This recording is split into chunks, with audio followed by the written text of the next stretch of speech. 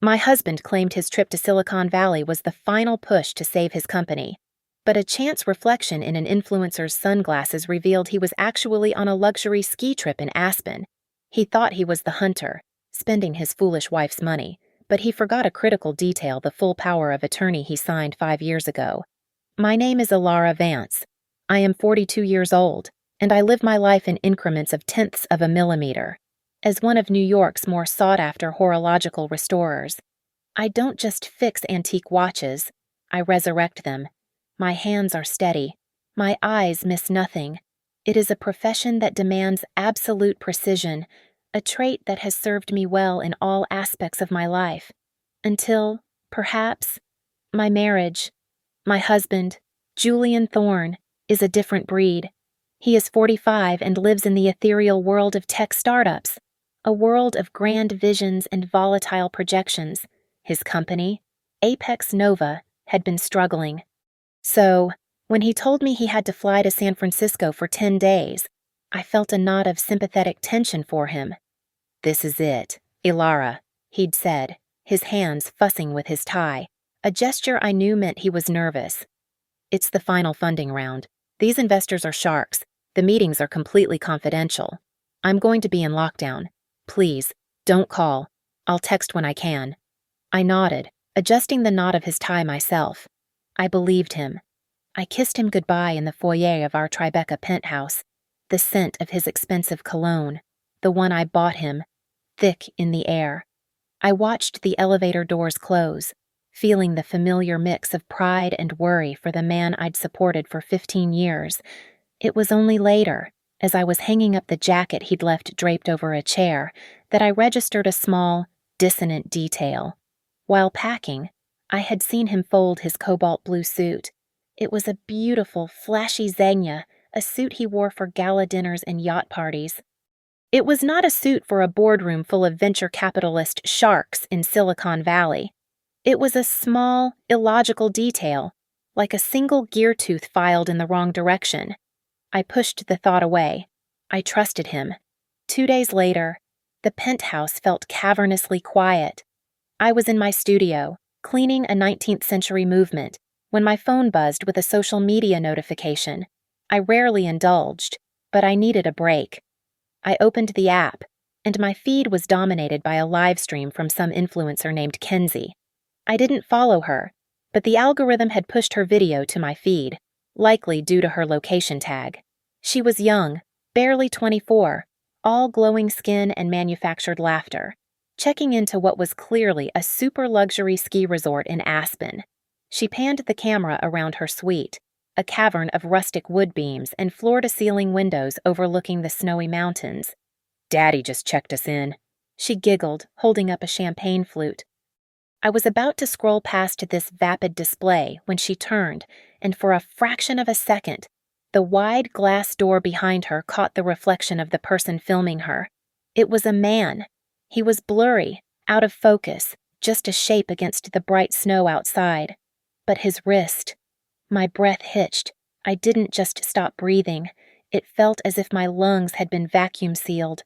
On the man's wrist, unmistakable even in the glare, was a Patek Philippe. It wasn't just any Patek. It was the reference 5070p, a limited edition platinum chronograph. Specifically, it was the one I had spent 3 months restoring, a near impossible job on the escapement that I had personally documented. The tiny, unique scratch I'd polished out on the third lug, I knew it like a map. It was the watch I had given Julian for our 10th anniversary. I did not scream. I did not throw my phone. My training took over. I took a screenshot. I enlarged the image, my fingers steady, my pulse a cold, hard beat in my ears.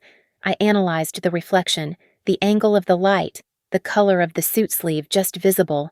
Cobalt blue. I set the phone down. I walked to my desktop. I did not check Julian's location sharing, which I knew he would have disabled.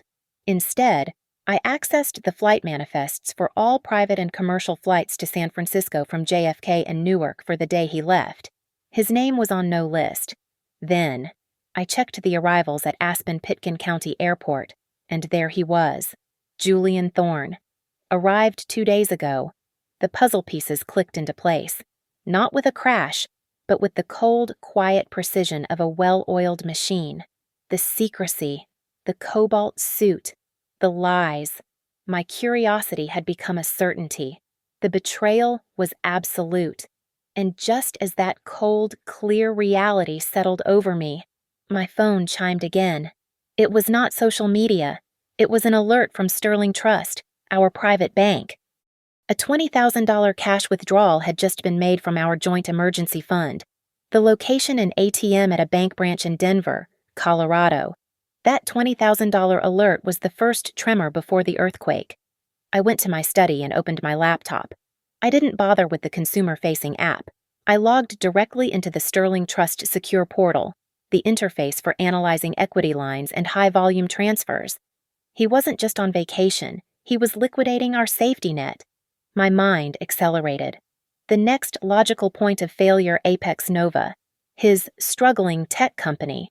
I had poured hundreds of thousands of dollars into that venture over the years, seed funding and bridge loans, all drawn from my own inheritance to keep his dream alive. I still had primary investor credentials. I accessed the back-end financial framework, bypassing the rosy projections he showed me and going straight to the raw capital flow statements. The surface looked as he'd described, stressed but functioning. But I am trained to look deeper, to see the intricate movements beneath the face. And that's when I found it. It was a sloppy mistake, an error made in the giddy rush of his betrayal. He hadn't just been drawing his salary.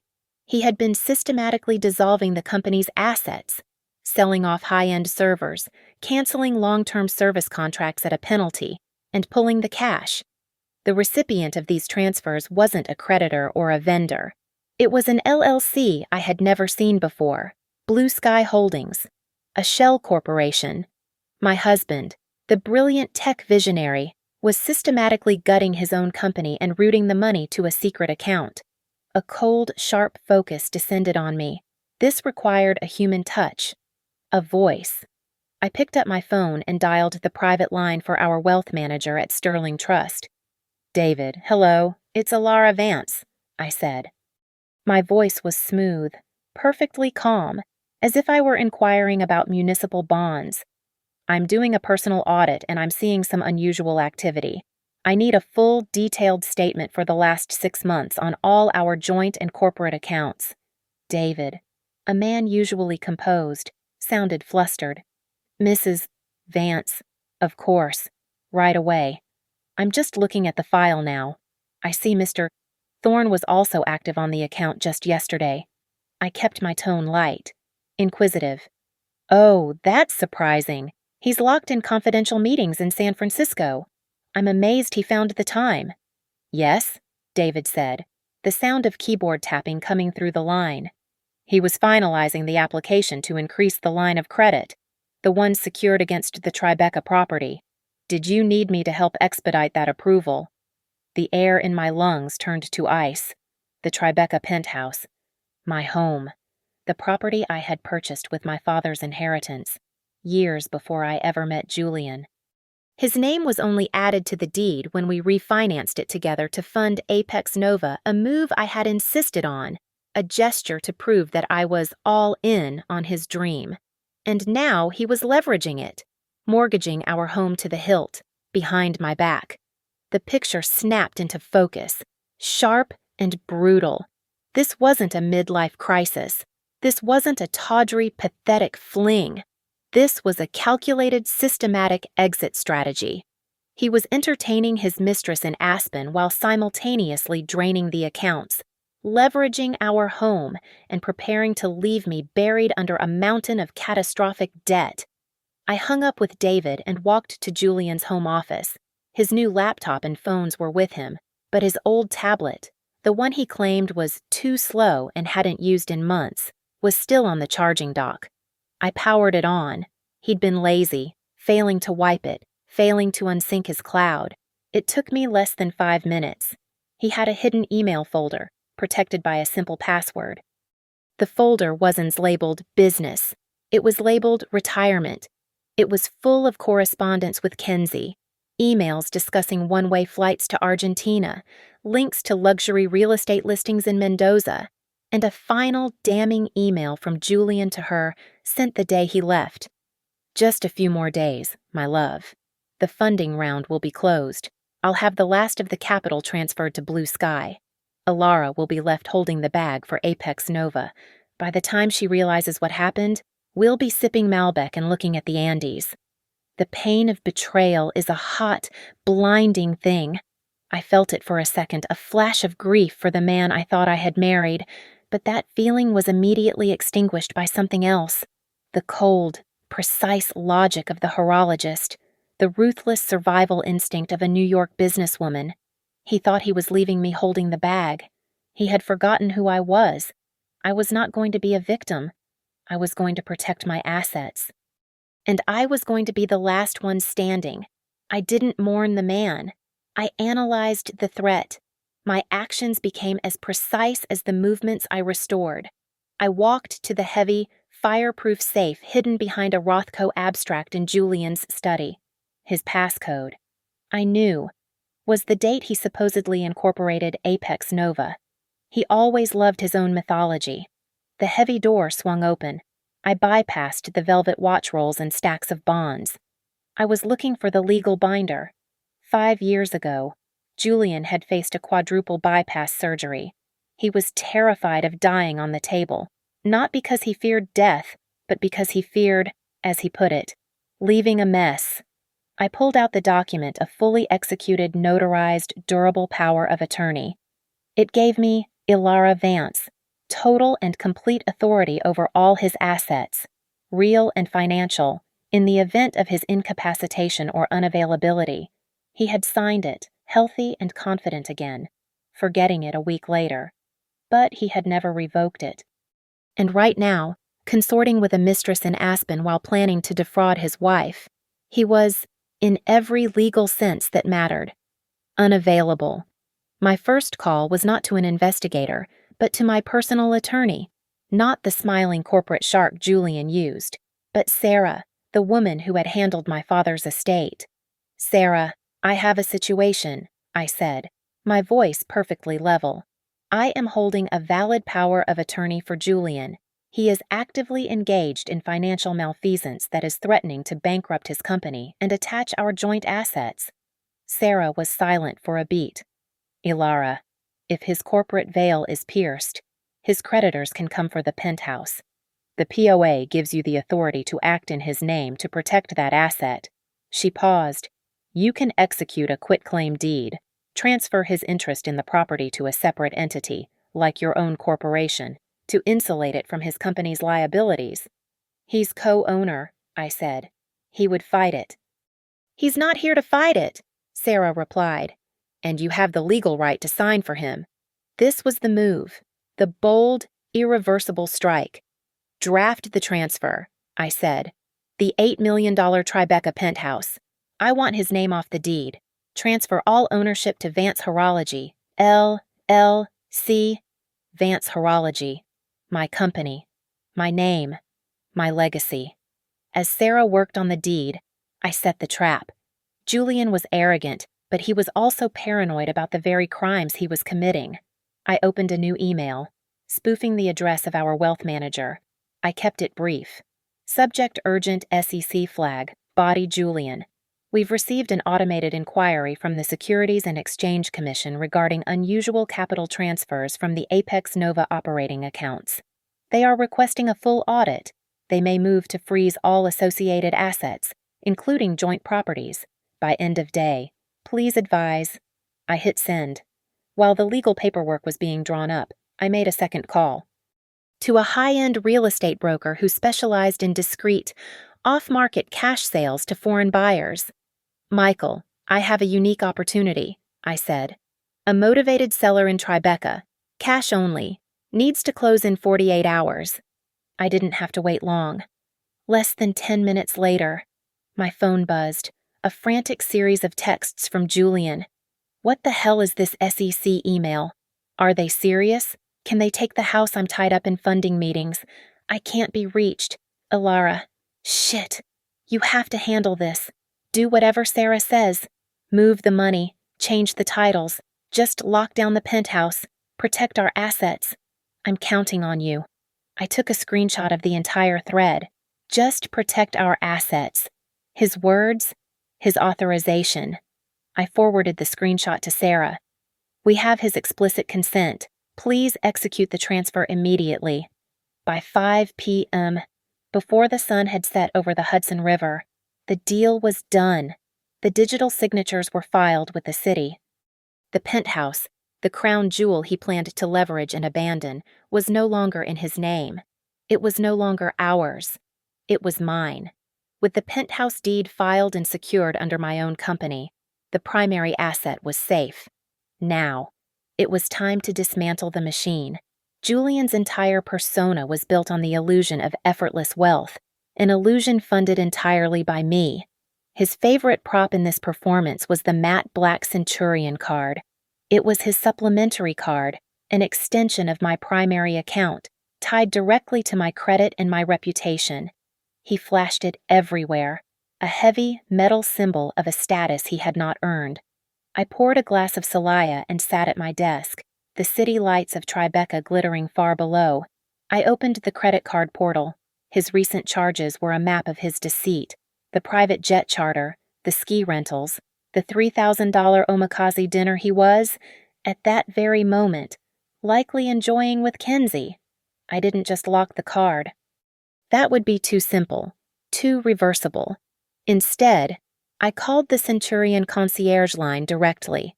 "Hello," I said, my voice pitched with the precise frequency of a distressed high-value client. "I am in New York, but I've just received a fraud alert showing a transaction at a restaurant in Aspen, Colorado. My husband is in San Francisco on business. That is not his charge." The agent was instantly apologetic. "I am so sorry, Mrs. Vance. Let me lock that card immediately." "It's not just that one charge," I said, letting a small, calculated tremor enter my voice.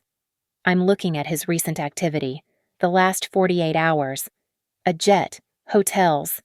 None of this is ours. Someone has stolen his card." "Understood. Ma'am, we will mark all transactions from the past 48 hours as fraudulent and open an investigation. The supplementary card is now void." In Aspen, at a minimalist cedar table, Julian was performing.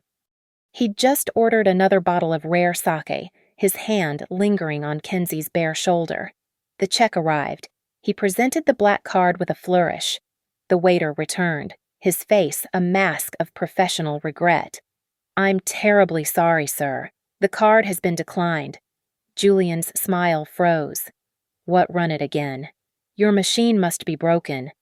"We've tried twice, sir. It is declined." Kenzie's phone, which had been recording their lavish meal, was suddenly held very still. A flush of anger crept up Julian's neck. "Fine," he snapped, pulling out his wallet again. He produced his Apex Nova corporate card. "Use this." The waiter returned a minute later. "Declined, sir." What Julian didn't know was that while Sarah was filing the deed, I was on a separate line with the business bank. Citing the SEC inquiry he had so foolishly confirmed via text, I had requested an immediate security freeze on all corporate accounts, including his expense cards, to prevent further unauthorized capital flight while under investigation. He had, in effect, given me permission to lock him out of his own company. Back in my penthouse, my phone lit up. A cascade of notifications. Centurion transaction declined, $3.045.12. Sterling Trust business transaction declined, $3.045.12. He was trying again, and again. The numbers flashed, a frantic digital SOS. I took a sip of wine, a small, cold smile touching my lips. One final act. I opened the Sterling Trust portal. There was still the matter of our joint savings, the liquid cash. It sat there $400,000 and change, the last of our shared finances. It took me less than 90 seconds. I created a new, irrevocable trust, an ironclad, untouchable fund with a neutral third-party trustee. Its sole beneficiary, Vance Horology, LLC. I watched the screen as the transfer executed. Processing complete. The joint account balance dropped to 0. The trap was set. The supply lines were cut.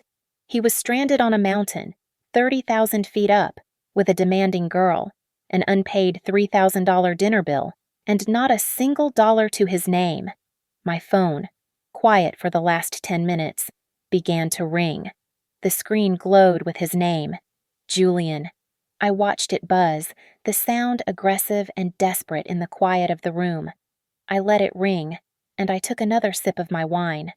After the 4th ring, I picked up the call and put it on speaker. The sound of Julian's voice, usually so smooth and commanding, was a raw, panicked shout that filled the quiet room. Ilara, thank God. Something is wrong with the banks. The whole system is down. My cards are all being declined. You need to call the bank. Call the Centurion line. You need to fix this. Now. Shh! I could hear the background noise. Clinking plates. The low murmur of a high-end restaurant. And the high, petulant voice of a young woman. Julian, this is so embarrassing. I swirled the wine in my glass. Declined. That's strange. Where are you? I don't know. Somewhere. It doesn't matter, he snapped, his voice tight with humiliation. I'm with a client, Ilara. I'm trying to close the deal, and I can't pay for the dinner. You need to fix this. I let the silence hang for a moment. Then, I spoke, my voice a model of calm, wifely concern. But I thought all your meetings were in San Francisco. The bank just flagged a transaction at a Japanese restaurant.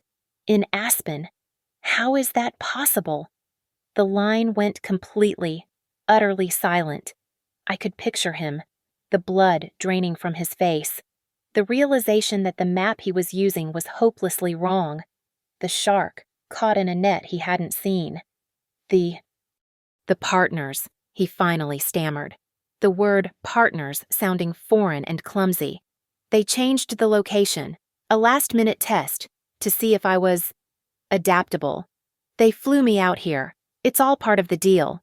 It's high level. Ilara, you wouldn't understand. A test. I see, I said. I didn't raise my voice. I didn't accuse him. I didn't need to.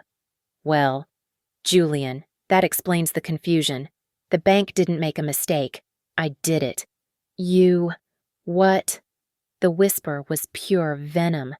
I did what you asked me to do, I said, my tone patient, as if explaining a complex mechanism to a child. I got that terrifying email about the SEC investigation, the one you were so worried about, the one you told me to handle. So I did. I moved all our liquid assets into a protected trust fund to insulate them from the lawsuit. I saved us.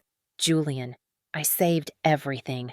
You moved the money. All of it, I said brightly.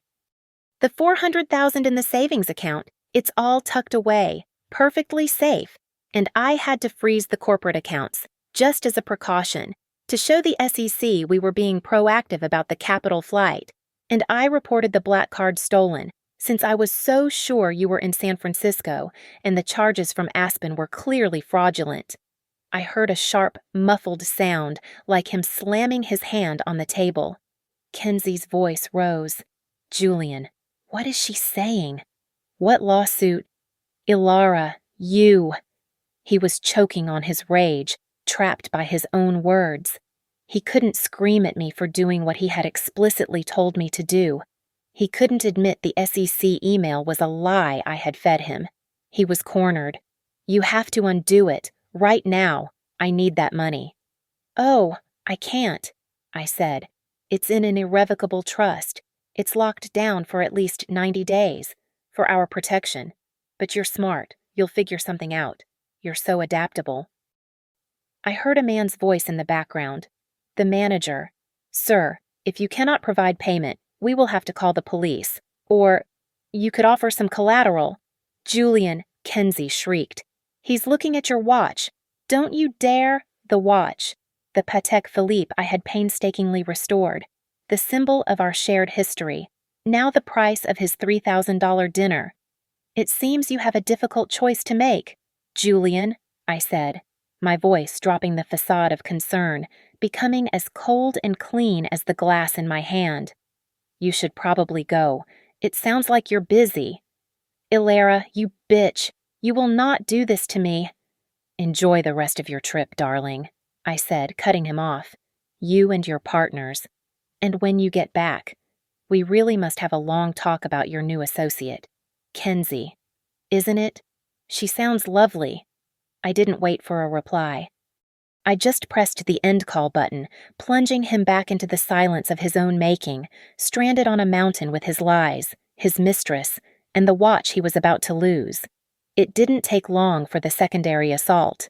Julian, having bartered his Patek Philippe for a $3,000 dinner, had obviously made his one allowed call. My phone lit up again, this time with the name Sylvia Thorne, Julian's mother. I let it ring 3 times. Ilara, I answered, my voice neutral. Ilara, what have you done? Her voice was a familiar, shrill instrument of guilt. My son is stranded.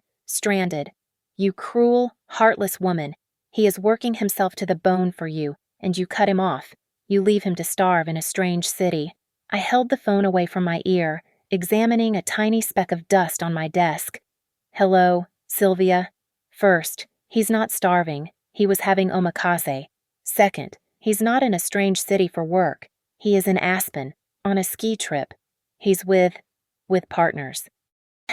She sputtered, recycling the lie. He's networking. It's how business is done. You wouldn't understand. No, I suppose I wouldn't, I said. I opened my laptop and pulled up the screenshot from Kenzie's video. Julian, with his arm wrapped tightly around her waist, the snowy peak behind them. His partner is a 24-year-old influencer. I'm sending you the picture now. You are just a jealous, aging wife. He needs to be around young, fresh energy. I'm sure he does, I said calmly. But Sylvia, you seem to be operating under the assumption that I am the one Julian is betraying. He's an equal opportunity thief. While I was reviewing the accounts you asked him to manage for you, I found the source of his ski trip funding. The line went quiet.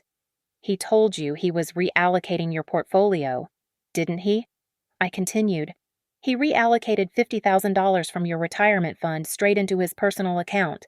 I'm sending you the statement now.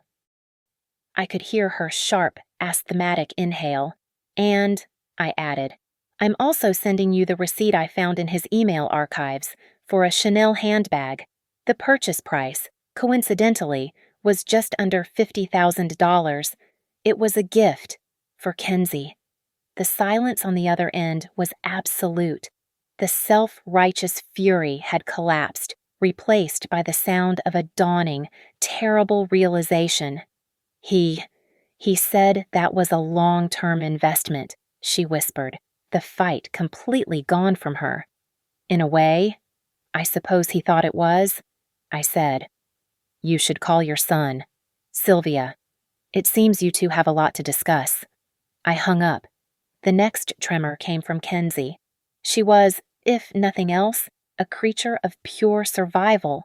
The illusion of the tech billionaire had shattered the moment Julian Thorne, red-faced and sputtering, was forced to surrender his watch to a restaurant manager. The subsequent hysterical phone call from his mother likely sealed the deal. Kenzie realized she wasn't with a sugar daddy. She was with a con man who was living off his wife. She did what her kind does best. She pivoted and controlled the narrative. She posted a video, not to her millions of public followers, but to her close friends list on Instagram, a curated group of people she trusted, or perhaps, people she wanted to impress with her proximity to drama. I had, of course, gained access to this list weeks ago through a burner account. The video was a masterpiece of contrived victimhood. I'm shaking, she whispered, her face artfully tear-streaked. You guys, that man, Julian Thorne, he lied to me. He said he was a divorced billionaire, but he's a fraud. He's married, and he's broke, and he's living off his wife. I'm a victim of this. I just want to warn all my girls. I screen recorded the entire thing. It was excellent evidence. Kenzie, having secured her escape, vanished. Julian, however, was left with no cash, no credit, no mistress, and no watch. The luxury hotel, seeing the immediate flight risk, did not wait for checkout time. Security escorted him from the presidential suite. He must have found a charging port at the Aspen airport because my phone soon exploded with a volley of text messages. They were no longer panicked. They were animalistic. "You bitch. You stole my house. That is my penthouse.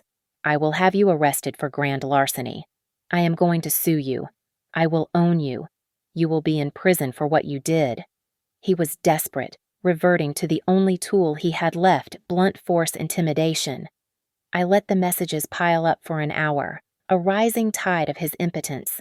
Then, when he finally paused, I replied. I sent him 2 things.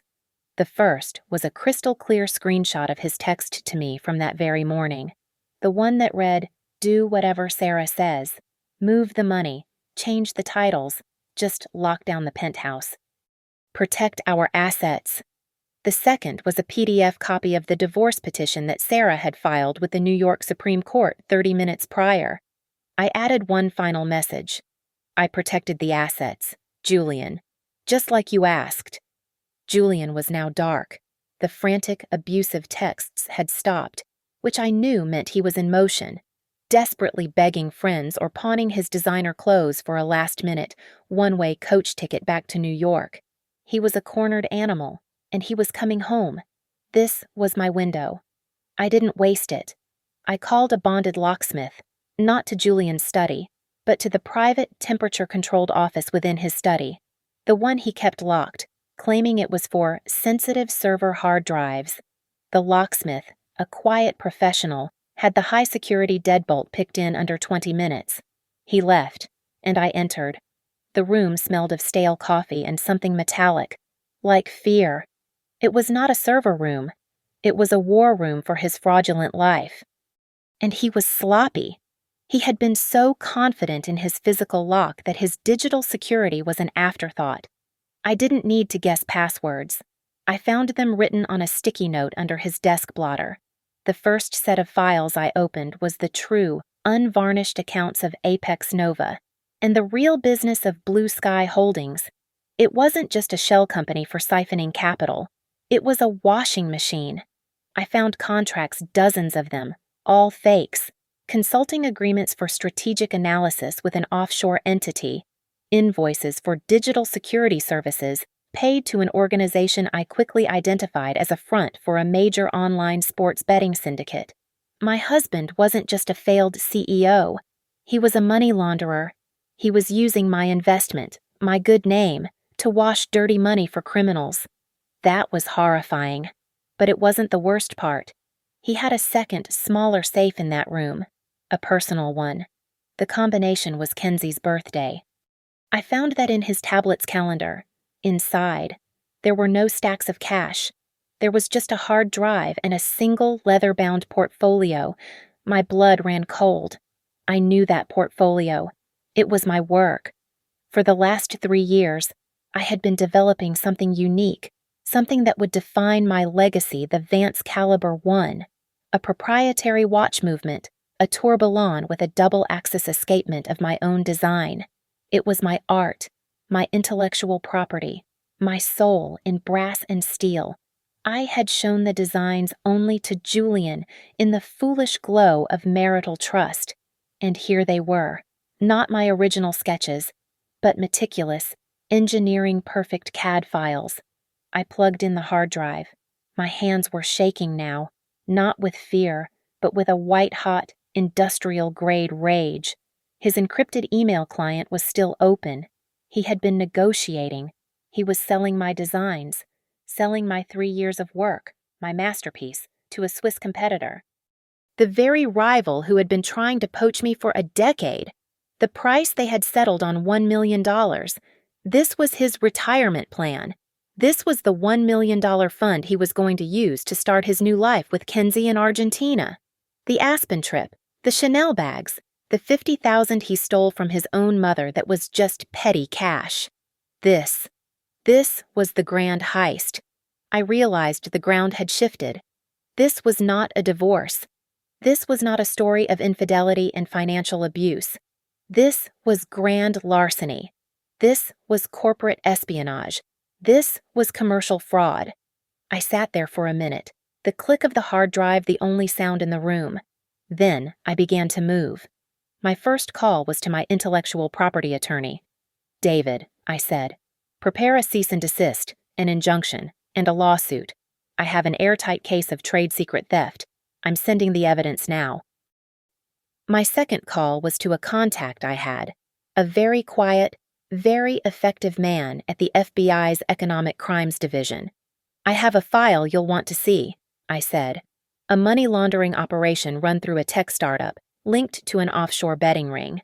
And, separately, a multi-million-dollar intellectual property theft in progress. Yes, I have all the documentation. I need to know you can move before the subject returns to New York. As I was on the line, my laptop, still connected to Kenzie's close friends feed, chimed.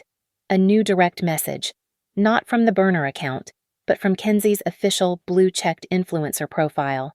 Hi, Mrs. Vance. I think you're Alara. I just want you to know I am a victim too. He's a monster. I have video. I have audio recordings of him boasting about how he was going to sell your watch stuff and screw his stupid wife and launder the money. I'll give you everything. Just please don't sue me with him. I'll be a witness, whatever you want. I looked at the message, the final piece of the mechanism, the perfect, corroborating witness. I replied to the FBI agent. Yes, I'm certain, and I have one more witness he doesn't know about. I acted on that knowledge immediately. Kenzie's desperation was a useful tool, and I agreed to a 5-minute video call with her attorney. It was a cold, professional exchange, in return for a notarized agreement not to name Kenzie in any civil or criminal proceedings. Her lawyer transferred a folder to my secure server. The recordings were sickening. It was Julian, his voice loose and arrogant with champagne, bragging to Kenzie in the Aspen suite. The stupid bitch has no idea. His voice echoed in my study. She actually thinks I'm at work. I'm selling her little watch designs, a cool million baby. Then I'm dumping her in the company debt. We're gone. I forwarded the file to the FBI. The case against him was now hermetically sealed. My own sources confirmed Julian had, after nearly 12 hours of frantic calls, managed to secure a last-minute economy ticket on a red-eye flight, landing at JFK. He was on his way, a storm of narcissistic rage and humiliation barreling across the country. But he had one more move. One final, desperate act of spite. While he was sitting on the tarmac, he must have used his last few minutes of data. My phone lit up, not with a call from him, but with a text from an unknown number. It was a screenshot. It was a text conversation between Julian and a contact labeled M.K. The message from Julian was chilling. She has all of it. My wife, Alara Vance. She locked me out and stole all the capital. She has your money. She's at the Tribeca penthouse. She has it all. M.K. could only be Mikhail Krupin, the head of the betting syndicate whose money Julian had been washing. He wasn't just coming home to fight me in court. He was sending his criminal creditors to my door. He was willing to have me beaten, or worse, to get what he wanted. Seconds later, my personal cell rang. It was an old friend, a man who ran a private security firm for New York's elite. Ilara, he said, his voice flat, no pleasantries. My sources just heard a name. Yours. Some very nasty Eastern European types are asking where you live. I'm sending a car. Don't, I said, my voice steady. I'm not running. I need 2 of your best men, armed. I need them at my service entrance in 10 minutes, and I need them to be invisible. Alara, this isn't a game. It's a transaction, I said. 10 minutes. I hung up and called Michael, the real estate broker. The buyer you mentioned, the cash offer, are they in New York? Yes, he said, surprised. They're eager, but the timeline. Tell them I will accept their offer, 20% below my asking price, if they can close in the next 3 hours. A wire transfer. I've already signed the title over to my LLC. The sale is clean. 3 hours. The time it would take for Julian's flight to cross the Rockies. For the next 3 hours, my penthouse was a silent hive of activity. My private security team, 2 large, quiet men in dark suits, monitored the elevators and service halls. My lawyer finalized the sale via a frantic series of video calls with the buyer's attorney, and I packed. I didn't pack clothes. I packed the contents of my studio, my tools, my designs, my irreplaceable reference books, my art, my father's watch. I moved with a focused, almost manic energy, stripping the penthouse of anything that was me, anything that had value. At 2:17 in the morning, my phone chimed. A wire transfer confirmation. $8 million in cash, minus the broker's fee, was sitting in my company's account. The penthouse was sold. I walked through the vast empty rooms one last time. All that remained was Julian's life, his expensive, unwanted suits, his collection of meaningless tech awards. On the polished marble table in the now empty dining room, I left a small, neat pile, the stack of default notices for Apex Nova, the letters from his creditors, the final, overdue electricity bill. My security men escorted me down the service elevator. I didn't look back. By the time Julian's flight was touching down at JFK, I was already gone. I was sitting in a new apartment, a high-floor, unlisted property in a different part of the city, a safe house I had purchased for myself 2 years ago with the profits from my own business, a place he had never known existed. I was safe. I was liquid. And I was ready for his arrival. He arrived just after midnight, a ghost in his own life. I watched his arrival on a dedicated feed from the laptop's webcam, which I had left active on the dining room table. I was miles away, in my new, sterile apartment, a glass of dark red wine in my hand. My 2 security men were in the next room. Julian looked like a wraith. The red-eye flight, coupled with the humiliation, had left him hollow-eyed and feral. He was still wearing the same clothes from Aspen, now rumpled and smelling of airport terminals and defeat. He stumbled out of the elevator, fumbling with his keys. I saw him try his fingerprint on the private elevator's scanner. Denied. The system I had reset. A flash of pure animalistic rage crossed his face. He slammed his fist against the steel door. Then he remembered. He punched in the emergency master code, the one he'd set up, the one he assumed I was too stupid to know about. He was wrong. I knew it, and I had left it active for him. The doors slid open. He burst into the foyer, his chest heaving, his eyes wild. He was a bull ready to charge, expecting to find me cowering in a corner. He stopped dead. The penthouse was gone. The grand foyer, which once held a massive Calder mobile and a custom console, was a cavern of empty marble. The living room, stripped of its furniture, echoed his own ragged breathing. The entire 8,000-square-foot space was a tomb, scrubbed clean of our life, scrubbed clean of me.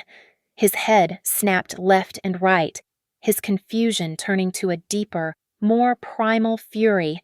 He was scanning the rooms, yelling my name. "Ilara, Ilara, you bitch! Where are you?" He stormed into the main living area, his footsteps loud on the bare wood floors, and then he saw it. The single solitary object in the vast, empty expanse, a laptop, sitting on the marble dining table, its screen glowing. He approached it, his shoulders tense, his hands clenched into fists.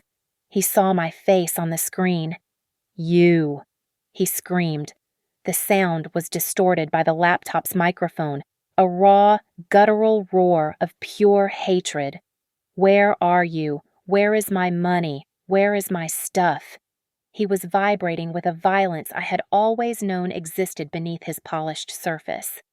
"I'm going to find you," he spat, leaning into the camera, his face a grotesque mask. "And when I do, I will beat you until you sign everything back. I will kill you, Ilara. I will fucking kill you." I took a slow, deliberate sip of my wine.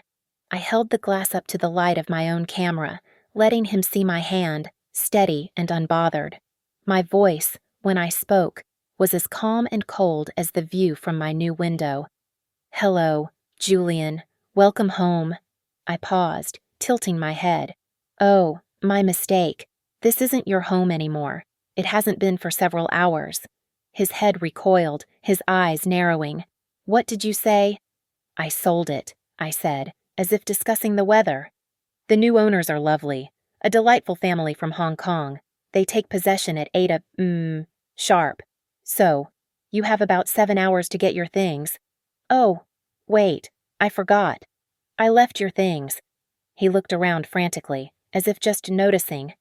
"My art, my clothes, the wine." "Your clothes are in the closet," I said. "The art, the wine, the furniture, that was all mine, paid for by Vance Horology. I simply reabsorbed my own assets. The reality was crashing into him, the sheer, irreversible scale of what had happened. "The safe," he whispered. He staggered, half running, to his study. I watched him on the laptop, the camera angled perfectly to see him disappear down the hall. I heard a crash as he skidded on the floor, then the frantic beeping of the passcode on his private safe. He stumbled back into the camera's view a moment later, his face ashen. He had found it as I had left it open, empty, and wiped clean. You, he stammered, his rage dissolving into a horrifying, gasping panic. He had lost the house. He had lost the money. But he had just realized he had also lost the hard drive. He had lost the stolen designs. He had lost his $1 million escape plan. "It's all gone, Julian," I said, my voice soft. "Everything you stole, everything you were, it's gone." He understood. He looked at my face on the screen, his expression no longer rage, but a hollow, empty void. Then, the void filled. He let out a sound, a low-frequency animal wail, and he lunged, his hands outstretched, ready to smash the laptop, to smash me. He never made it. His hand froze in the air, not because of me, but because of the sound, a sound that started faint, distant on the New York streets, and then grew, doubling, then tripling in volume. The unmistakable rising wail of police sirens, converging on the building from all directions. He looked back at the screen, his eyes wide, confused. "What? What is that?" "That's for you, Julian," I said, my voice quiet. "You see, you thought your only problem was your criminal creditors. You sent them here, didn't you? To frighten me, to hurt me. But they were never your biggest threat." I leaned into my camera. "I'm not just divorcing you, Julian. 2 hours ago, I sent a complete file to the FBI's Economic Crimes Division. All of it. The money laundering for the betting syndicate, the Blue Sky Holdings account, and, of course, the attempted theft and sale of my intellectual property. The recordings Kinsey provided were particularly helpful. I also copied the Swiss firm you were selling to. I believe they call it due diligence." The sound of heavy, pounding footsteps echoed from the foyer. Shouts. "FBI, open up." The private elevator doors, the ones he had used, burst open, but it wasn't the Russian mob. It was a team of federal agents in tactical vests, weapons drawn. Julian spun around, a trapped rat. He raised his hands instinctively as the agents swarmed the empty room, their voices sharp and overlapping. He was thrown against the wall, his face pressed into the cold plaster of the home he thought was his. "Julian Thorne, you are under arrest for wire fraud, money laundering, and conspiracy." As they pulled his arms behind him, cinching the plastic cuffs tight, his head turned, his eyes finding the laptop one last time. He was pathetic, a cheap, rumpled suit, his arrogance finally, completely stripped away. He watched me as he was hauled to his feet. I was not enraged. I was not crying. I smiled. A small, precise smile. The smile of a watchmaker who has just set the final gear in place and knows, with absolute certainty, that the mechanism will work perfectly. It was the smile of release. They dragged him out. The consequences were swift. Julian Thorne, faced with a mountain of evidence, was convicted. He was sentenced to 15 years in federal prison. Kenzie, having testified as a cooperating witness, was spared prosecution, but her online career evaporated overnight. Her close friends video leaked, branding her a grifter's accomplice. And Sylvia, Julian's mother, lost her remaining savings trying to pay for his defense attorneys before retiring to a state-funded nursing home. I used the money from the sale of the penthouse to do what I had always wanted to do. I bought a building, a beautiful pre-war space in Midtown, and built a proper atelier. I hired the best young horologists I could find. I changed the name of my company. Vance Horology was gone, tainted by his association. It was now Vance Heritage. My name, my father's name. And that is where I am now. I am sitting at my bench, the northern light flooding my new studio. I lean in, adjusting my loop. In front of me is a delicate 19th century carriage clock. Its balance spring is fractured, its movement seized by time and neglect. I pick up my smallest tool. My hand is perfectly steady, and I begin the work of making it whole again. Thank you so much for listening to my story. I'd love to know where in the world you're listening from. Please let me know in the comments and share your thoughts. Don't forget to subscribe to Lily Revenge Stories, give this video a like, and support us by hitting that hype button so more people can hear this story.